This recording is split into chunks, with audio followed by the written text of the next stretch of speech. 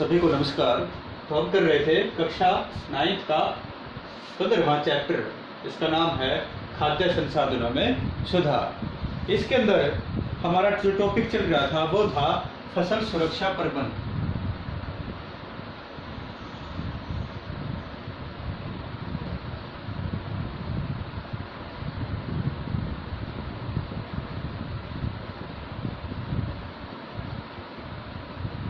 फसल सुरक्षा प्रबंधन। तो इसके अंदर हम खरपतवार के बारे में पढ़ रहे थे। हमने पढ़ लिया था खरपतवार क्या होते हैं, किस प्रकार से वो फसलों को नुकसान पहुंचाते हैं और किस प्रकार से किसान उनसे बच सकता है, उन्हें दूर कर सकता है। ये हमने पढ़ लिया था। हमारा जो टॉपिक चल रहा था वो था खरपतवार नाशी। तो खरपतवार नाशी क्या थे? एक प्रकार के रसायन होते हैं। ये क्या होते हैं? रसायन। किसान क्या करता है? इनका स्प्रे करवाता है किसके अंदर?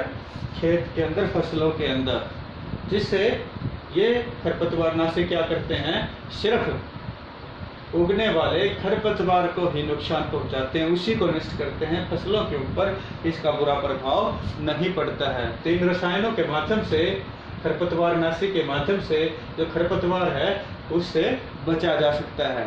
लेकिन इसका एक नुकसान होता है। इसका नुकसान क्या होता है?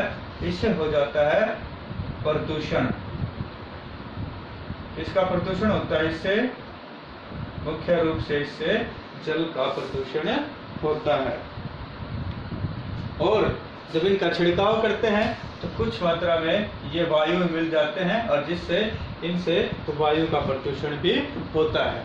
तो देखिए, छिड़काव करते वक्त इनके कुछ कण वायु में मिल जाते हैं जिससे वायु प्रदूषित हो जाती है और वायु का प्रदूषण होता है। लेकिन छिड़काव करने के पश्चात जब खरपतवार नाशी मिट्टी में मिल जाते हैं, पौधों पर छिड़के जाते हैं, उसके बाद यदि बारिश होती है, वर्षा होती है, तो ये खरपतवार नाशी के रसायन वर्षा के जल में, बारिश के जल के अंदर मिल जाते हैं और बारिश के जल को प्रदूषित कर देते हैं। तो ये नुकसान होता है खरपतवार नाशियों का खेत के अंदर उपयोग करने का। तो फसल सुरक्षा प्रबंधन में अगला हमारा टॉपिक था वो था कीट और पीड़क। देखिए, जिस प्रकार से खरपतवार से नुकसान होता है फसल का, उसी प्रकार से कीट और जो पीड़क हैं, कीट, पीड़क, कीड़े और अन्य छोटे मोटे जीव जंतु जो फसल को नुकसान पहुंचाते हैं, क्या करते हैं? ये फसलों के पत्ते, उनके तने, उनकी जड़ों को खा जाते हैं, उनमें छेद कर जाते हैं, जिससे जो फसल है वह खराब हो जाती है और फसल उत्पादन पर बुरा प्रभाव पड़ता है। तो इन कीट और पीड़कों को दूर भगाने के लिए किसान को क्या करना पड़ता है? बहुत सारे उपयोग या उपाय करने पड़ते हैं। देखिए, इसके लिए जो मुख्य उपाय किसानों के द्वारा किया जाता है तो वो होते हैं पीड़कनाशी या कीटनाशियों का इस्तेमाल करना, उनका प्रयोग करना। ये पीड़कनाशी और कीटनाशी भी क्या होते हैं? एक प्रकार के रसायन होते हैं और इनका छिड़काव भी किसके द्वारा? स्प्रे के माध्यम से किया जाता है। और ये पीड़कनाशी और कीटनाशी क्या करते हैं? फसल के अंदर उपस्थित कीड़े, पीड़क और कीटों को मार देते हैं और जिससे फसल को अधिक नुकसान होने से बच जाता है।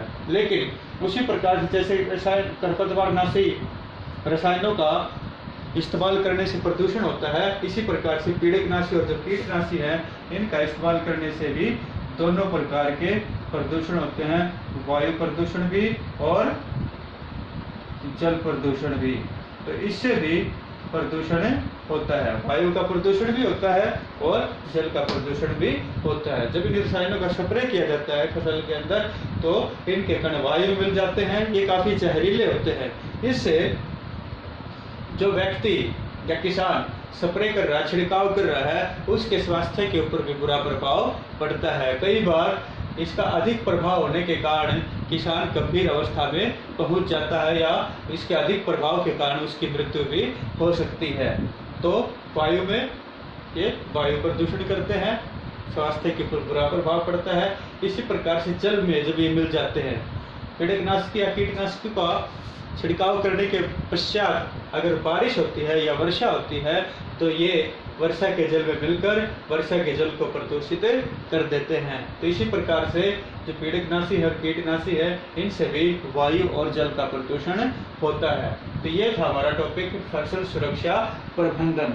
उसके बाद आता है हमारा अगला टॉपिक जिसका नाम है अनाज का भंडारण।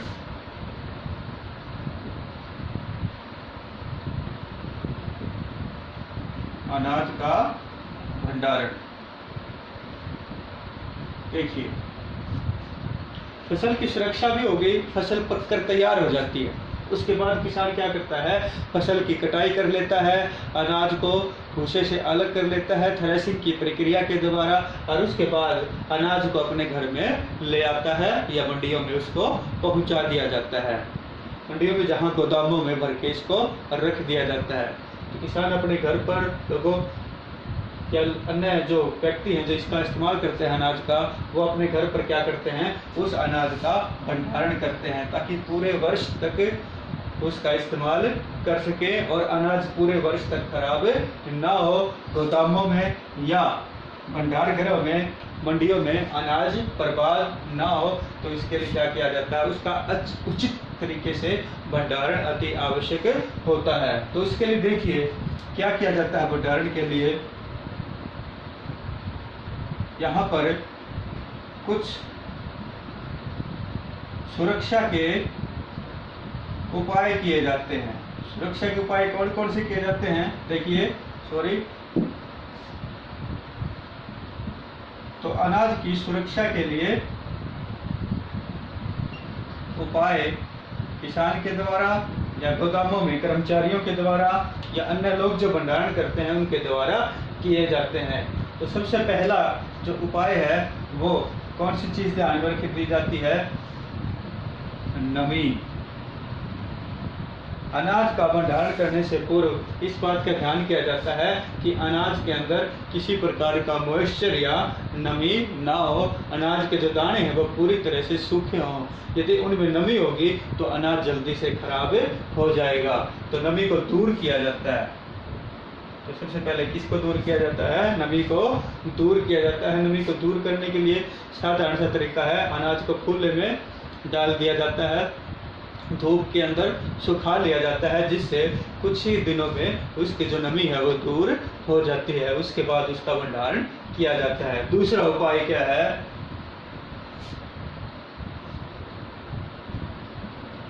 चयन करना। अनाज का चयन किया जाता है।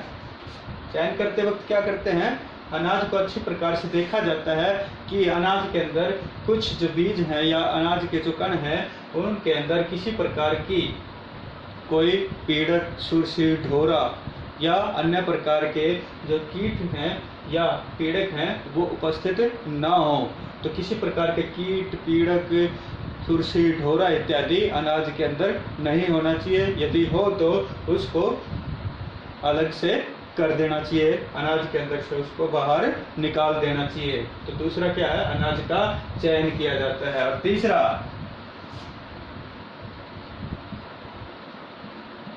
जगह का चयन।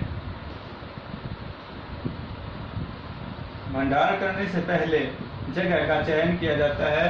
जगह कैसी होनी चाहिए, सूखी और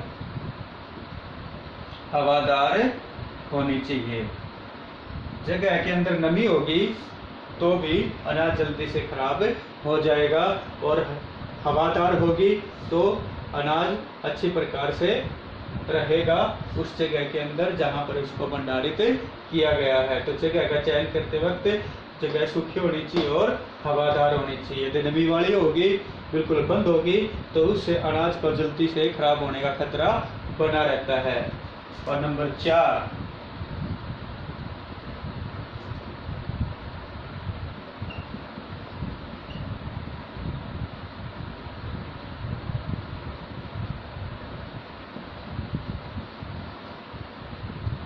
उचित उपकरण, टंकी, बोरियों आदि का चयन किया जाता है। तो सूखी बोरियों के अंदर या सूखी टंकी के अंदर अनाज को भर दिया जाता है और अनाज को खराब होने से बचाने के लिए नंबर 5 क्या डालेंगे, उसके अंदर कुछ कीटनाशी दवाइयाँ पहले से ही डाल दी जाती हैं ताकि अनाज खराब ना हो और उसके अंदर सुरक्षित डोरा व अन्य जो कीट हैं वो ना पनके और काफी लंबे समय तक अनाज को सुरक्षित भंडारित रखा जा सके। तो ये तरीके हैं जिनका इस्तेमाल अनाज को सही ढंग से भंडारित करने के लिए किया जाता है। तो आप इसको पूरा कवर कर लेना, इसको याद कर लेना। Thank you.